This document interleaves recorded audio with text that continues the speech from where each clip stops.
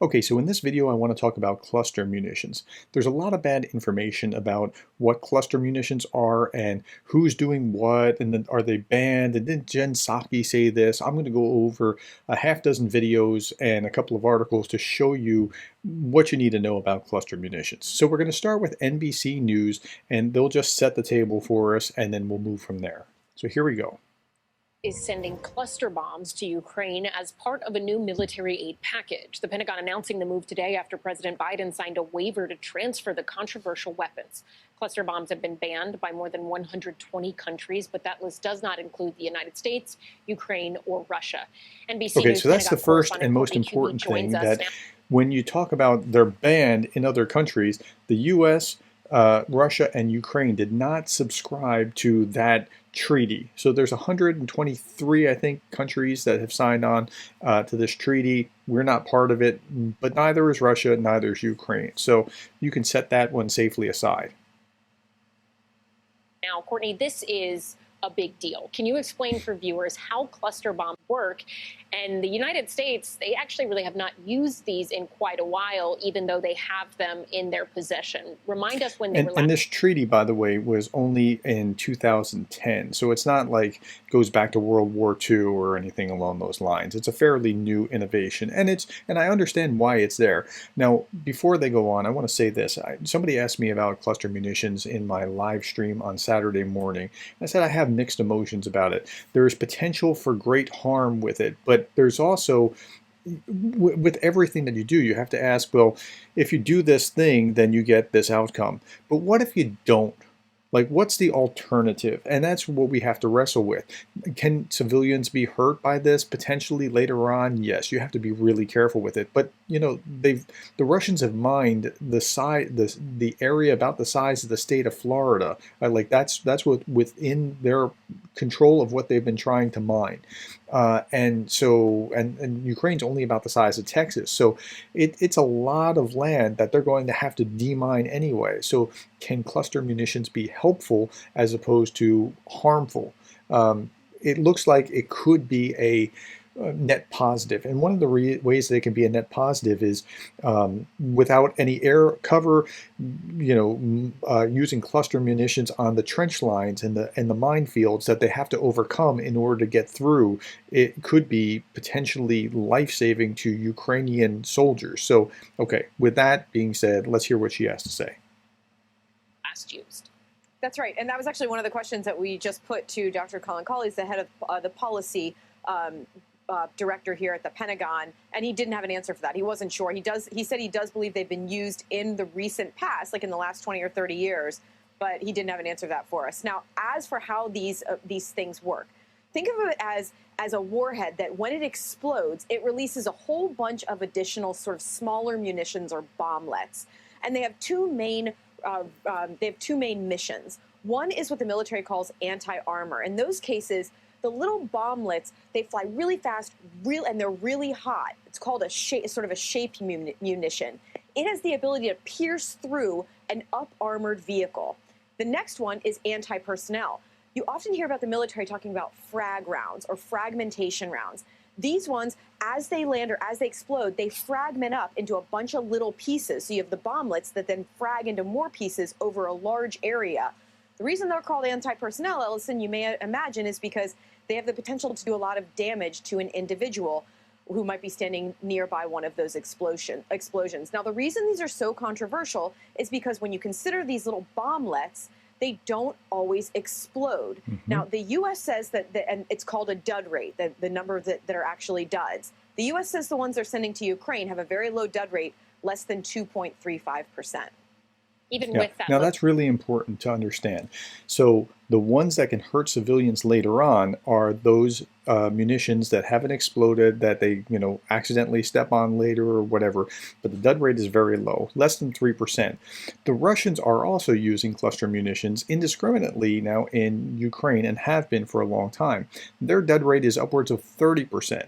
So understand that what we're sending, as opposed to what the Russians are using right now, is very different. And I don't want to sound like an apologist for cluster munitions, because I'm not. I mean, I have mixed feelings about this. And if you want to contradict me, put it in the comments below. I mean, I want to hear what you have to say. Just cite your sources. Okay, let's see what RT had to say about this issue. RT came out, this is 7 July. Today is 9 July as I'm recording this. UN condemns cluster munitions. They were banned by an international convention that neither Russia nor the US nor Ukraine is a part of.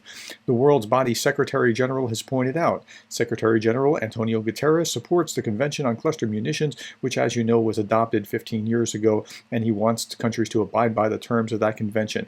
But nowhere in here did they say, by the way, we in Russia are using it, but they're objecting to it because now the US is about to provide it for Ukraine. That's hypocrisy on a massive scale. Here's RT video talking about the same thing.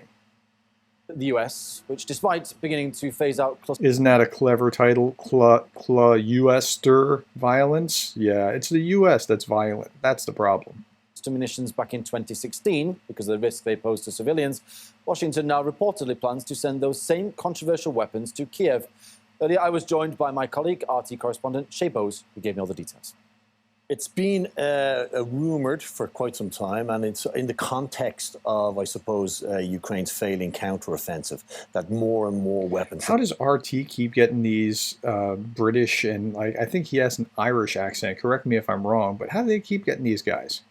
That the line needs to be pushed further and further. So it would be the latest in a long line of weapons that we're going to turn the tide for Ukraine. And these weapons are quite powerful. They're quite destructive. Now, they've been used by both parties currently in and that's Ukraine, fair. So they're not a new addition. But what is new is, you know, the fact that the US, who is claiming not to be a party to the conflict, is yet again taking another escalatory step. The U.S. itself stopped. They are not a party to the these conflict. That is correct. They are not part of the conflict. And if they were part of the conflict, this would be an entirely different discussion that we'd be having. Weapons. It used them in Iraq, and it used them in previous conflicts, of course. But it stopped using them in 2016 themselves. It started to stockpile the munitions. Now it says it wants to sort of start forwarding them into this meat grinder in Ukraine. The reaction, even from US-based human rights groups, which is unusual, has been one of condemnation. You know, they cite the destructive power of these weapons, and these are DPICMs, dual-purpose improved cluster munitions, which can disperse tiny bomblets over large areas. They have huge destructive power on the battlefield, but they also leave the potential for civilians to be harmed by them. And we can actually hear what Human Rights Watch had to say about this. The use of cluster munitions in areas with civilians makes an attack indiscriminate in violation of international humanitarian law and possibly a war crime. Let's stop there. Okay, let's look at this. Use of cluster munitions in areas with civilians. So the defense minister in Ukraine has already signed something saying we will not use it around civilians. That's step one. We will not use it. The second thing, in the internationally recognized territory of Russia. That does not include area that Russia has grabbed in Ukraine and called its own. But so they're not using it around civilians or in Russia. Yes, that would make indiscriminate attacks against civilians a violation of international humanitarian law and a war crime. That is different than using it on the soldiers in the trenches, in the mined areas where Ukraine is trying to attack in their counteroffensive. Two totally different things. The cluster munitions that the United States is considering sending to Ukraine are more than 20 years old, scatter over a wide area, and have a notoriously high failure rate. That's not true. The notoriously high failure rate is within the Russian munitions that have upwards of 30% failure rate. The U.S., as you just heard from NBC News, has a failure rate of something like 2-point-something%, less than 3%. So it's 10 times better with the failure rate, or 10 times less of a failure rate than the Russian munitions, which they're not talking about at all, because Russia's really using these, and they're now upset that Ukraine's going to be getting them from the U.S. I'm not following. Meaning they could remain deadly for years. Yeah, so as you can see, these are quite dangerous weapons, and they're not just effective on the battlefield against a military enemy or armored enemies, they also have a potential terrible lagging effect on local civilian populations. It's nice to see that he now actually cares about what could happen to civilians in Ukraine. And of course, it won't be American children who are injured by these in the post-conflict scenario, or farmers ploughing a field. There'll be Ukrainians and potentially Russians. But also, this comes in the context, if you recall, the sending of depleted uranium. So it seems this a la carte attitude to these weapons is very much in evidence here, that while America can condemn their use. So the message here is that the U.S. are hypocrites by sending these kind of weapons that could hurt civilians over time. Ukraine is willing to risk that. They're going to track where these weapons are being used, and they're going to have to go through the entire country, or not the entire country, the entire affected country with a fine-tooth comb to make sure that nothing is actually left behind when this war is over. Which they did, and we can have a look at that now. They condemned their use in Syria when Russia used them against terrorists, and we can actually have a look at that now. Well, they used them in Syria in a heavily civilian-populated area. That's a very different scenario. Here's what he's talking about. One source reporting highlights the use of cluster bombs by Russian forces in several populated areas, including... Populated areas, right? So it's not the same. Okay, let's go on. Let's see Richard Medhurst talk about this. And Richard Medhurst now cares about Ukrainian civilians, which is a really interesting switch. Joe Biden has just decided to send Ukraine cluster bombs. These are some of the most horrific weapons ever invented. It's basically a giant capsule that contains tiny miniature bombs. It's so indiscriminate in the way that it kills and injures. Millions of these things, millions of cluster bombs that are still unexploded and undetonated in Yugoslavia, in Iraq, in Laos, in Cambodia, in Vietnam. You have people to this day who are being maimed, who are losing their arms, losing their legs, losing their sight, losing their lives. Most casualties of cluster bombs are civilians. 94% of cluster bomb casualties are civilians. 40% are children. The two main... Now, I don't know where he got those statistics, but I don't know where his outrage was when Russia was using them on Ukraine before. He's now upset about it because the U.S. is going to provide it to Ukraine to shoot at Russia. But you had 501 days to be outraged about this before, Richard, and you weren't. So this is hypocrisy on a grand scale. Main reasons here. Number one, Ukraine's counteroffensive is a massive failure. It's Hey, a we flop. just heard RT say the exact same thing. It's like he's getting the memo. And now they are resorting to maybe let's blow up Zaporizhia nuclear power plant and blame it on the Nobody on that side is saying let's blow up Zaporizhia nuclear power plant. Russians and then get NATO to come in. And the other reason is, of course, they actually are losing the war right now. If Putin is a war criminal for using cluster bombs in Ukraine, then how is Joe Biden any different? Okay, here's the answer to that. If you use cluster munitions in a populated area against civilians or in that kind of scenario, that's different than using it against your enemy in the trench lines. That's the difference. Or against against their armor or whatever else. Would you pollute and litter and Ukraine's soil with this stuff? He cares about polluting Ukraine's soil with this stuff. The guy is, wow. I mean, okay, now I'm getting upset. I'm moving on to the next video. Now here's Jake Bro talking about the same thing, and I'm not going to show Jake. This is just a chart that Jake put on, and go back and watch Jake's video. He does an excellent job with this. By the way, I'm not a military expert. Watch Jake, who is a missileer. Watch Anders Puck Nielsen. If he talks about this, he's actually military. Watch Combat Veteran Reacts, Mercado Media. Those kind of guys can explain far more than I can. But this chart does a great job. You have an artillery shell, it hits, and it hits hard here. You have cluster munition, and it hits a much wider range. So now imagine what this would do to the trench lines as the Ukrainians are trying to get into Russian-controlled territory. I think this could be, I don't want to say it's a game changer, but it could have a very positive effect for the Ukrainian side of the equation. Okay, this is what it actually looks like, courtesy of the U.S. Air Force.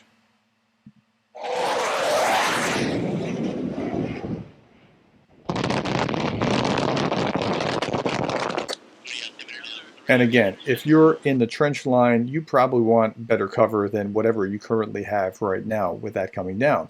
Now, there's a big controversy about Jen Psaki. TASS talked about this. TASS is Russian state media. Russian Foreign Ministry spokesperson Maria Zakharova said on Friday, posted to social media a video of former White House press secretary Jen Psaki saying the use of cluster munitions was a war crime. So I went and tracked down that video. Let's see what she actually said. And by the way, I'm a Republican. I'm no fan of Jen Psaki, but let's hear what she had to say.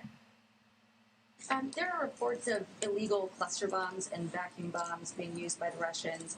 If that's true, what is the next step of this administration, and is there a red line for how much violence will be tolerated against civilians? Okay, the question was, is there a red line for how much violence will be targeted against civilians? Okay, understand that. Here's a response. Manner that's illegal and potentially a war crime. It would be. I don't have any confirmation of that. We have seen the reports. If that were true, it would potentially be a war crime. Obviously, there are a range of international fora that would assess that. So certainly we would look to that to be a part of that conversation. Okay, so if it was true that these are used against civilians or in a civilian area, then it would be potentially a war crime. That's what she had to say. So don't allow people to twist words like, oh, well, Jen Psaki said, because one of my viewers commented on this, and I think it was he quoted the Psaki saying it's a war, Jen Psaki said it was a war crime last year. No. Let's go back to the original source. Cite your sources, people. This is the bane of my existence. Okay, that's what we know about cluster munitions. I hope that helps you get a good sense of how they're used, what they do, whether they are legal to use or illegal, and what. Now, it's not a great look to be using these weapons that 123 countries have banned, but again, what's the alternative? If you don't use this and you don't have an air force and you need to get through these trench lines, what can you do?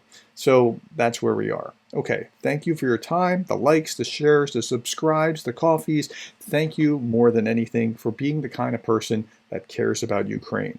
I'll be back tomorrow, and I hope you will be too.